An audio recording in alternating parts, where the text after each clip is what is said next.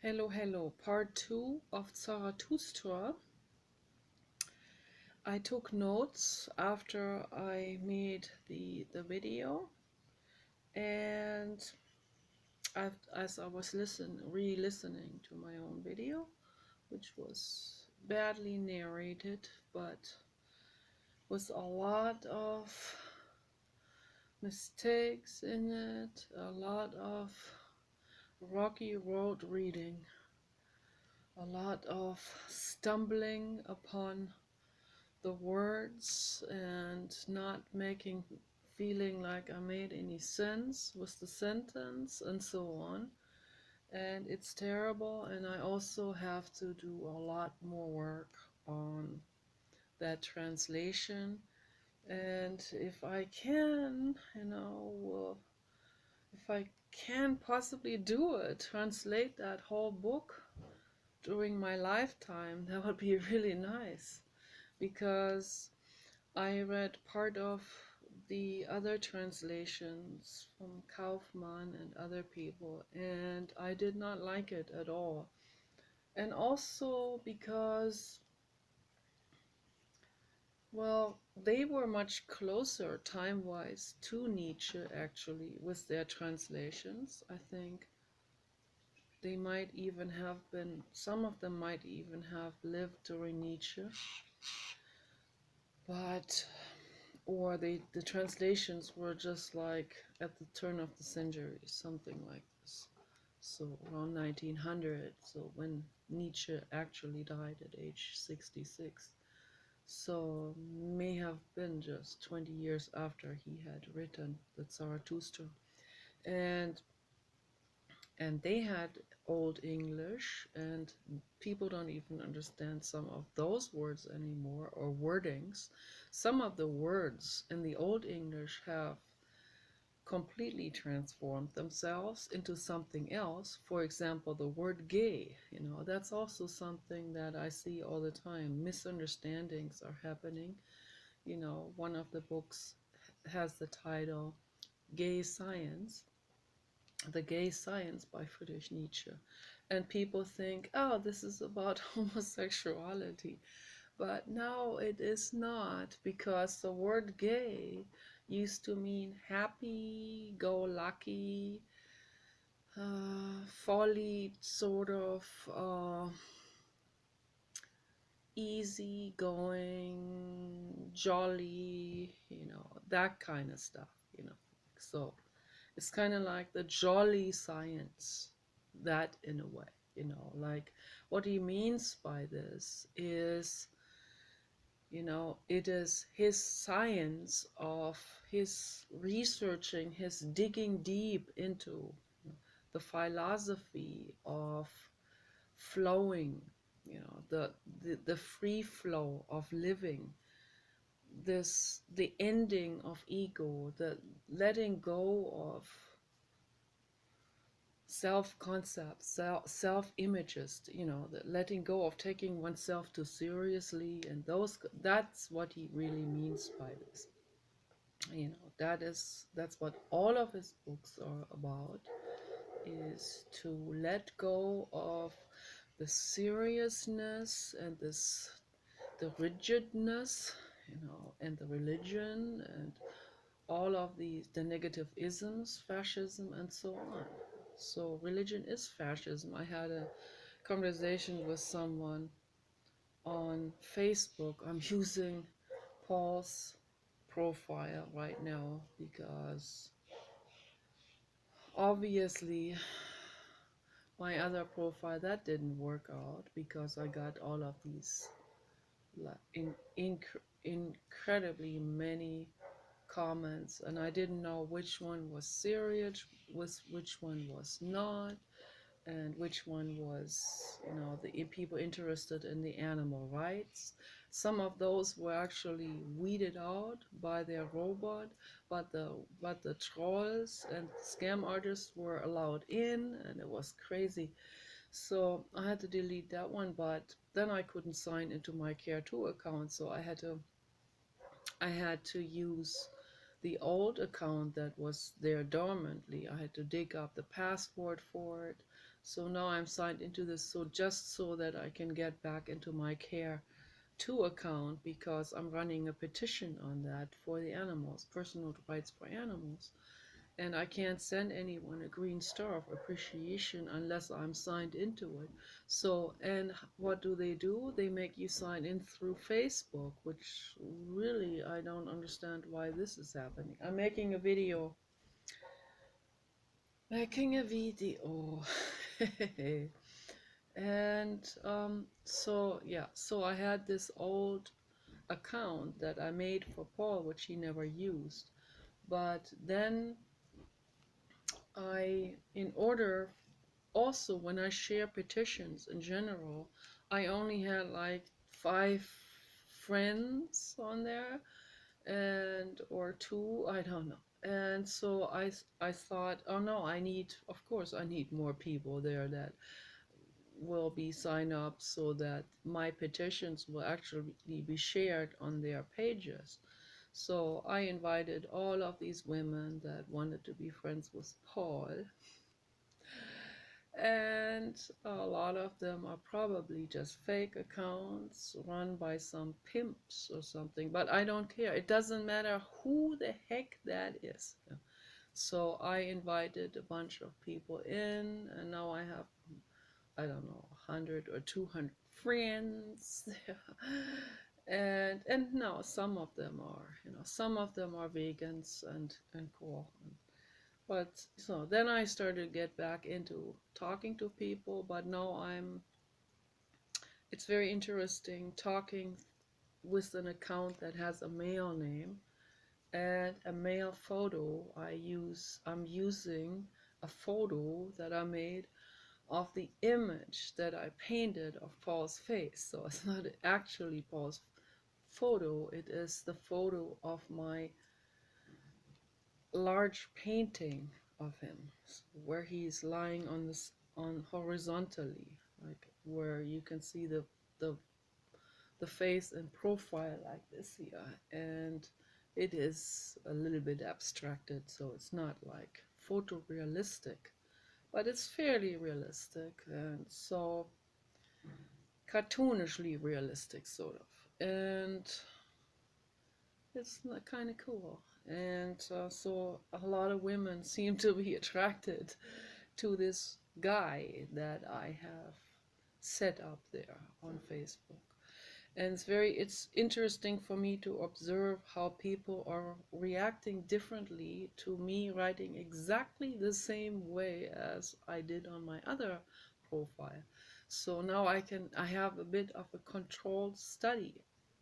I can see the comparison between people's reactions to Nicola rhododendron with my photo on it, and also compared to Nicola rhododendron with a photo of my artwork, or just a computer drawing, and that compared to the profile Paul Redwood with my artwork of Paul's face.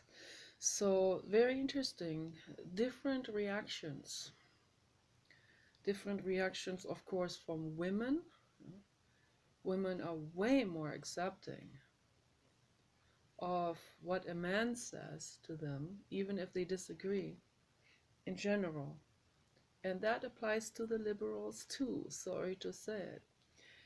And then, if they know they're dealing with another woman, so they think they're dealing with another woman, and she has a vastly different worldview or something, then they become much cattier.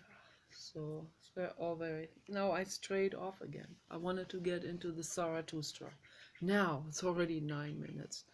Okay, so I took notes here, and Friedrich Nietzsche, in his book Thus Spoke Zarathustra, it is a fairy tale, and he identifies himself with the protagonist, which is a spiritual leader, a teacher, a sage, and his name is Zarathustra. And it actually comes from a person who they said has existed like 5,000 years ago somewhere in what is today Greece or something, or somewhere out there in around the Middle East. And so that was one that seemed to have been one of those great scholars. But his name was Zoroaster. And out of Zoroaster also has grown a religion. So, and I think Zoroaster was one of Jesus' incarnations. That's what it feels like to me personally. Okay. So that Jesus, though, has been on this planet many times in many different forms, also in animal forms, and he's not a god. It's just a soul, one soul of many souls, and not even the most significant one, not even the most advanced one. There are way more advanced souls out there, and they don't.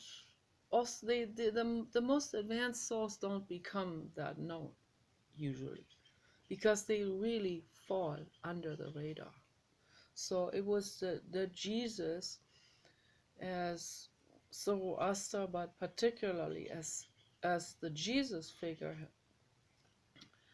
2,000 years ago had become so significant because it did not fall under the radar. It kind of did resonate with the public, and it did come across as mega egoic, because most people's egos really get infatuated with an even bigger ego out there. So that's what's happening. That's why he became such a famous and such a much talked about person that went on and on and on and on after his death. And I don't know how long it's gonna keep on going. And there are people who are much more significant, much, much, much farther evolved. Meister Eckhart, for example, is a soul, angel soul, much more evolved than Jesus the indigo. So, and then there are God level souls like Paul Watson, and there are also Buddha level souls. Those are the highest level souls before they become completely merged and one again with the infinite. So until they are just one with the infinite, the eight on the side. So that's just one level before merging into the infinite. So the Buddha level is very, very advanced. That's Elon Musk and Bomjan in India. And I only know of these two. So maybe there's another one. But okay, so this is my metaphysics. But getting into the book. So Zarathustra is a recluse. Okay, he goes within himself. He at age 30, he had enough. He had seen enough of people. He goes into reclusion. He goes way up onto a mountain and lives in a cave for 10 years with a snake and an eagle. And these two animals are also very representative. They're very symbolic animals. The eagle who sees everything, the eagle eye, the eagle eye who sees everything from above. So, and has a very good picture of everything. And the snake, the symbol of flowing, of being in the flow of the infinite cosmos, being versatile and flexible, and there's no stagnation happening. So those are everything in his fairy tale and also in his other books. Everything has a very significant meaning. Also, he also wrote some poetry, and everything has a very, particularly in the Zarathustra fairy tale, everything has a very distinct versatile meaning and very emotional metaphors for things and very poetic. So then he goes onto the marketplace, and in order to proclaim his truth, the message of love, but people are not ready. What they hear is they hear him mocking them. They hear him scolding them. So they get incredibly mad, you know. They snap at the drop of a hat. They feel unempowered. They feel ugly. They hate themselves, as most people do, you know. They play a game. They play around it. They try to deny the truth. They don't want to hear the truth. They're running away from the pain and the truth. They don't want to hear anything. Then they laugh about him with ice in their voices because, you know, they laugh, which is not a real laugh. It is a hateful laugh with ice. That means they are laughing as a pretense laughing about him, because deep down they're really hurt. So that's where the ice comes from, and all of this. And Zarathustra, as Jesus also, that I know this, I don't read the Bible or any of these things. I get to know these things from listening to people like Dr. Alan W. Anderson, who was a theologian and philosopher at Cal State San Diego. He died, and he was in many conversations with Jiddu Krishnamurti, and he reported about some of those passages in the Bible that he, of course, picked and chose, you know, as being significant or being of some value. And he said that Jesus apparently has said that they listen to me, but they don't hear me. You know, they look at me, but they don't see me. So they don't hear the message. You know, they stand there, they hear it acoustically, but they don't really hear it. They don't really understand it. And so this is also something that Zarathustra said, you know, they being sad about the people that are laughing about him on the marketplace, you know,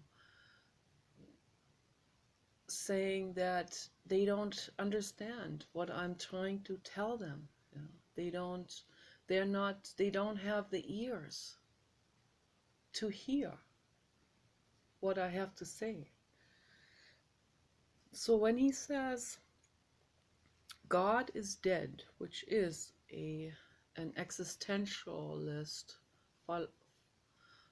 philosophically existentialist viewpoint, and a phrase that has been used a lot by many philosophers around the turn of the century and around 1900 to 1920. Even Rudolf Steiner, a lot of people don't know this, Rudolf Steiner, who founded anthroposophy and many amazing things, but anthroposophy is another religion which is not so good, but he didn't know what people would make out of it, of course. That happens over and over again.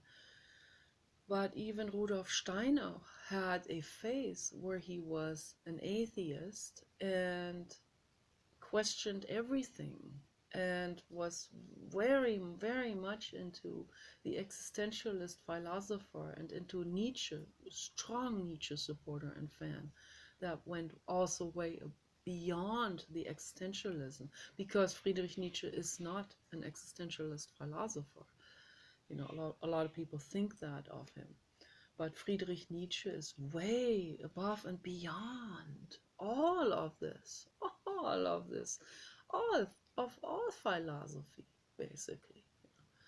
Friedrich Nietzsche is the philosopher of love, and most people, it just passes by them, you know, this message, because They have hardened themselves into a self-image of, I am tough, and I can't be hurt anymore.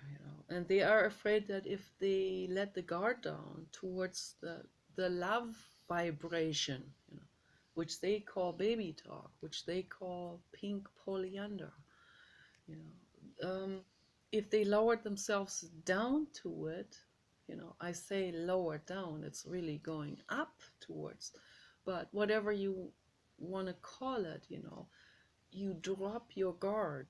That is, you lower yourself in the way of letting go of the strain that, like hanging on to a bar was you pushing your body with a lot of strain.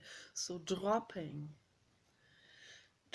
down into a relaxation and breathing, and then becoming one with the philosophy of love. They are afraid of doing this because, and particularly men, as I talk about this in many of my videos, they are afraid of it because then they think their childhood pain is going to come up, or their image that they fought so hard for, the image of being manly, will come crumbling down or something. So this is a real, and this is always, I think this has been going on for thousands of years.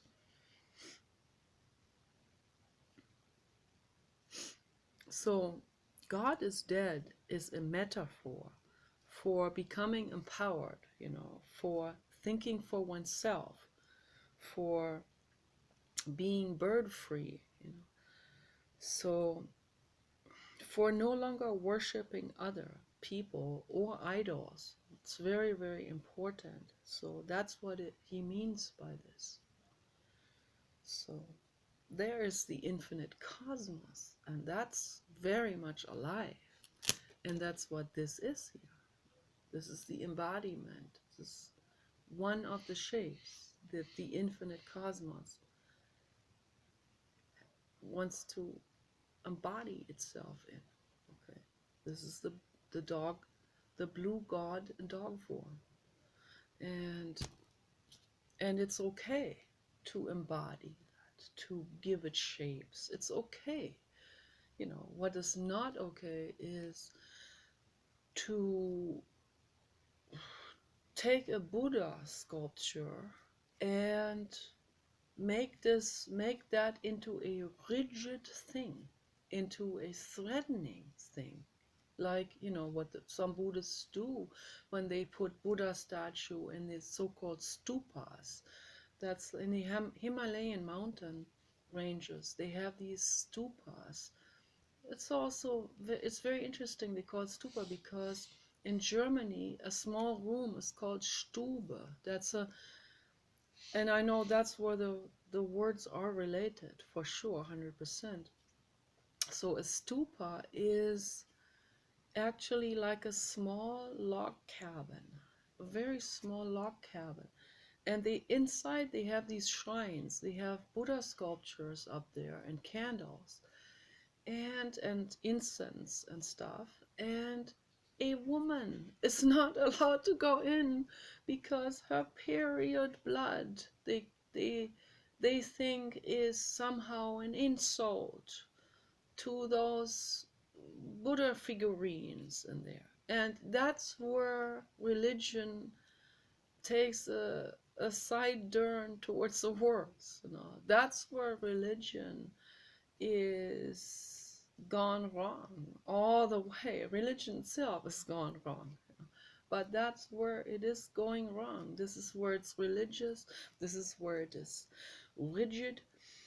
This has nothing to do with the Buddha anymore. The Buddha loves all living being. The Buddha loves your yoni blood. The Buddha loves every cell and every excrement of your body. The Buddha says it's all good. This is your life. This is the flow of life. And it's wonderful, and it all makes fertilizer, and it's life celebration. That's what the Buddha says. but people make something completely different out of the Buddha. And this is what's happening over and over and over again. And Friedrich Nietzsche wanted to point that out in his words, in his poetic language, as good as he could. So he introduces the superhuman. And what is the superhuman? There are many interpretations of what the superhuman is, and there are many things that the superhuman actually is, or that represent the superhuman. This here represents the superhuman. Making clay figures represents the superhuman. Artwork's not finished yet. It represents the superhuman. This is the superhuman, because the superhuman is what is in the flow, and that is modern art. That is things that are constantly reshaping themselves. The constant reshaping and creating, the creating process is the superhuman. It is the movement of the infinite cosmos. That is the superhuman. The superhuman is also someone who just infinitely cares about other living beings and doesn't put himself up on a pedestal. Someone who barely says I, someone who doesn't even want to say I or me or myself. Me, myself, and I. That is something that the superhuman despises. The superhuman is there for others. Paul Watson is the superhuman. He has laid his body as a living shield over baby seals in Newfoundland. That is a superhuman. Okay. It's the truth. Okay. Ingrid Newkirk is a superhuman. Peter Hammarstedt is a superhuman. Brigitte Bardot is a superhuman. Okay. They have laid their bodies as living shields over baby seals and other animals to protect them from being clubbed to death by hunters. So that is and Friedrich Nietzsche himself has laid his body over a horse, over the neck and the chest of the horse, hugged the horse like this. And it was looked at like as if he is totally insane. You can imagine in 1880 or 1890 or something. You can imagine how regressed people were, how backwards, how unmodern, and how speciesist and religious and rigid they were thinking. They used horses like machines, like a car, like a truck. They ran those horses into complete exhaustion. It's horrible. I can't stand it. If they weren't going fast enough, or if they were a little bit off-standish, or didn't feel good, or reacted in their own ways, then sometimes one of the horse carriage drivers would beat him with the whip. And that started to happen.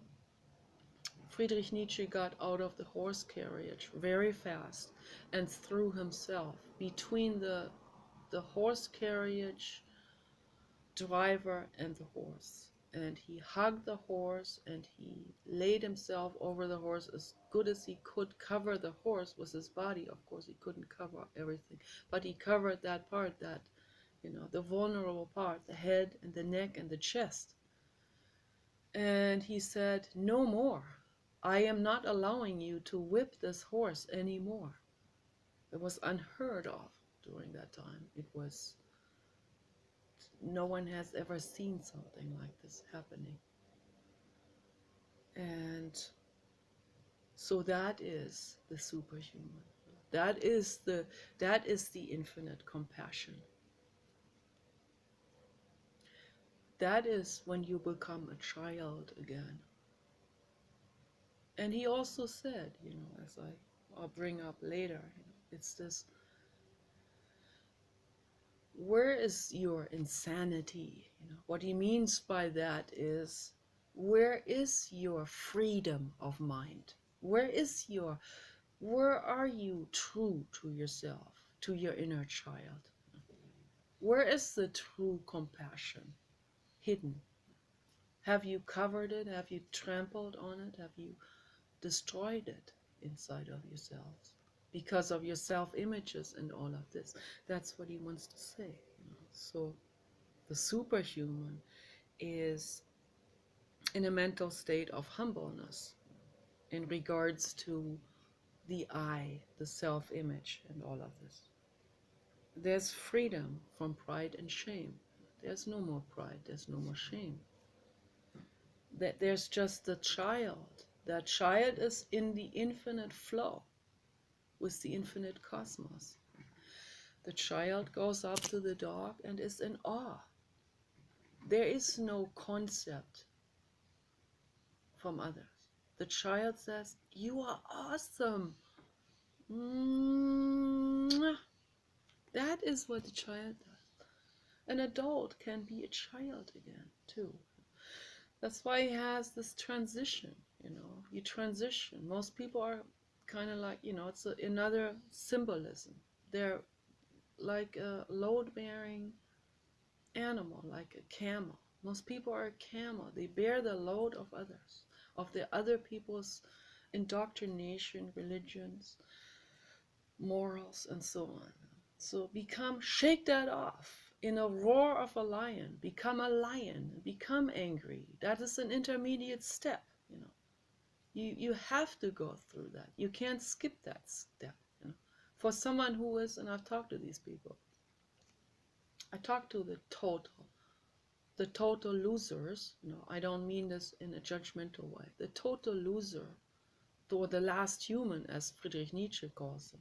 The last human is the person who is a load-bearing being, who takes everything from others, takes every shit from others there is, it takes everything, who serves others, who serves the religion, who serves a nation and the oil industry and so on, and lets everyone just, I don't want to use the F word, but you get the picture, someone who really lets someone else run over them like a rug, and they don't even say anything. They're not even in that state of anger or revolt. So what happens to those people is they go straight into the intensive care with last stage cancer and stuff like this. And I talk to these people, and it is amazing how religious these people are, and in how rigid-minded, and they have religionized themselves to death, literally. And this can happen. Religion is deathly, okay? Because religion teaches people to be silent, to be not questioning anything, to never stand up for themselves. Even my family still had that in them. Even my family still had this Lutheran crap in them. Even though it was no longer practiced as Lutheran or religious, they consider themselves to be atheist, agnostic, but they still have that program running in there. That hasn't been scrambled up. They just have put another program on top of it. So now they have two programs that sort of interfere with one another. And the message still is, don't question, don't be rude, all of these high-class table mannerisms. I'm glad they corrected my grammar and the word choices, and informed us on the words and vocabulary. They have a large vocabulary and a lot of knowledge and education, but the program is still there of Martin Luther, hold the other cheek and let someone pee on you, and all of this, is still going strong. And they don't know it. They are totally unaware of this. Most people are completely unaware. They think it's really nice if someone apologizes to the public for putting lipstick on a Buddha sculpture. They think that's wonderful, that's Lutheran or whatever, to apologize for your own creative things. Like, should I apologize for my artwork? Hell no. Okay? No. Okay? And I can make a Jesus figure out of this. Okay? And I can make him have sex with someone. I can make him do all kinds of things. And I will not apologize ever for it. Never. But I would never portray violence in my art. I would never depict any form of violence. That I would not do. And I also don't see the point in mocking a religion with my art. I don't call that art when someone makes a cartoon of someone else's religion or mocking someone for their beliefs. No, why should I be mocking someone? That's just more bullying. That just causes more hate in the world. We want to get away from hate, bullying, mocking, shaming. We want to get away from it. We want to get away from pride, from hierarchy. Yeah. We need to get away from it. This is extremely important. So I talked to this one woman. She was in the hospital dying, was the C word. And I don't want to say the C word anymore. It's just so negative. So, and she was in such extreme resistance to what I told her. When I told her, I didn't tell her what to do. I told her I was careful about this because the medical industry has the whole thing in the hand. They have both hands and feet legally in that door. So, and they have boxed everyone else out. They sent everyone else to prison if they even attempt to tell someone to heal themselves naturally because they don't want to lose their customers. That's a nice business, to make a lot of money on those dying people in the hospitals that are religionized and Martin Lutherized and that have held their cheek their whole lives. And, at some point the body says, ooh, I can't do it anymore. Yeah. If you do this long enough, if you hold the cheek long enough, if you let people pee on you and ride you and run over you long enough, and you are never saying anything, you never stand up for yourself, you never say, fuck that shit. You never say that? Okay, well, there's the hospital, there's the intensive care, and those are your last days. And those are not pleasant days. Okay. It is not pleasant to ignore your bodies. And that's what Friedrich Nietzsche says when he says religion is anorexic and starved and a pitiful complacency. That's what it is. That's how people are. And that's how they end up in such dire situation, with bad health and everything. The C word, that's not something that comes from hell or that is some mysterious thing. No, that's a mold, okay? And, it's surprising, but we even have these kind of molds on our own DNA. They're like parasitic DNA letters that are on our own DNA, but they don't come out, they don't develop. They're just there, dormant. They are dormant letters of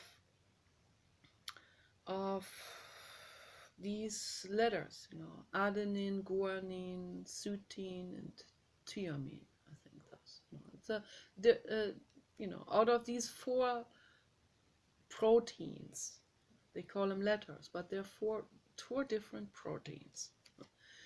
And it's the combination of, in sequence, of these proteins on the DNA molecule that stands for, that sequences that stand for certain things, for certain characteristics, and goes into intrinsic details. And they thought that much of the DNA was just empty space, but it's not, or random lettering. No, nothing is random on the DNA. Okay. There are all kinds of things. There are all kinds of predispositions. Like, you can go in any direction with that, and of any sort. Not just physiologically, but psychologically. How the brain nuances, the brain anatomy, different nuances, different way of thinking, different predisposition for ways of thinking. That can be dormant, that can come out through a certain circumstance and will be reacting in this particular way with this certain circumstance. And then there's epigenetics that will get unleashed. More proneness to epigenetic reaction. That can also be on the DNA. And epigenetics as something that's in the environment that turns on or off some genes. So stress, for example, can turn off an entire domino effect of immune responses. And some people are more prone to it than others. That is, again, also on the DNA. But the overall message is, if you give a child complete love, if every need is fulfilled, even a psychopathic gene or brain anatomy will not evolve into a monstrous psychopath. It will not happen if you give that, because that's just a reaction to having been deprived. Each person reacts differently. Some people are still saints after having been deprived. That's very rare, though. Most people are more on the psychopath scale if they have been deprived of love. Okay. So then don't deprive kids of love anymore. Don't deprive any living being of love. Every living being, every animal, we are animals. Every animal needs that love that is vital for survival and vital for the brain function, for the brain to develop normally, and for the way they navigate through life, how they interact with others, whether they are traumatized, whether they growl at someone, or bite someone, or human will shoot someone. So, yeah, we've had a dog who was, we always said he was a prisoner in his last life, and he came back as a dog to learn. So Ludwig was his name, a Harlequin Great Dane, and he killed a dog, he killed a cat, and he even killed a kitten, all in front of our eyes, and it was just too late. There's nothing we can do anymore about it. It was horrible. He bit Samantha, his life partner. Samantha was the opposite. Samantha was an angel soul, and also Harlequin Great Dane. And every time she wanted to kiss him, he would get really mad at her and growl at her, didn't want her coming close to her. One time he slashed her up just because she was happy and jumping around, and as they were running on a large lawn. It's incredible how he acted. It was incredibly awful. But it's also a combination. So I came into his life when he was about 5 years old. So his neuronal connection all had already been set. I brought some stability into his life, and even though I wasn't very stable at that time, I was able to assure him that my love was there regardless for him, no matter what. And he got it, you know. He really got it. And I could clearly see this, you know. He wasn't nice to me either all the time, and sometimes he made me cry. But he, towards the end, you know, the last 3 years of his life, he really got it. He understood, finally. So it takes time, that healing process. So, but his life didn't start that well. He had a mean mother, and he inherited meanness, and he also was traumatized by the meanness. And that's what's happening to all mean people. It is a combination, you know. That's why, you know, we can do something about it. We can be kind, and we can give our babies, animal babies and human babies, complete satisfaction of their needs. So, and when we do this, that doesn't mean you have to buy them a Rolls Royce. That's not what I'm saying. It doesn't mean you have to hold the other cheek again, you know, or let them become drug addicts or whatever. No, that's not what I'm saying. What I'm saying is you give them unconditional love. And it's, you know, it's very simple in the first 3 years. The unconditional love. Very simple. And if you don't miss out on that, if you give that, then they will later on also be easygoing. Guaranteed. Guaranteed. They might be a bit selfish, but they're not going to become monstrously psychopathic if you give them what they need. Okay, and that is the whole key to existence.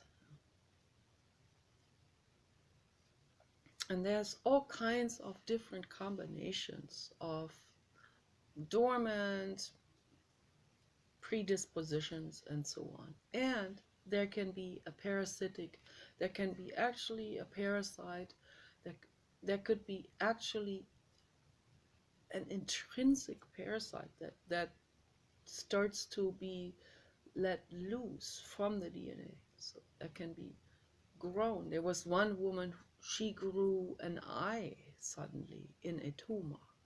So, you know, these things can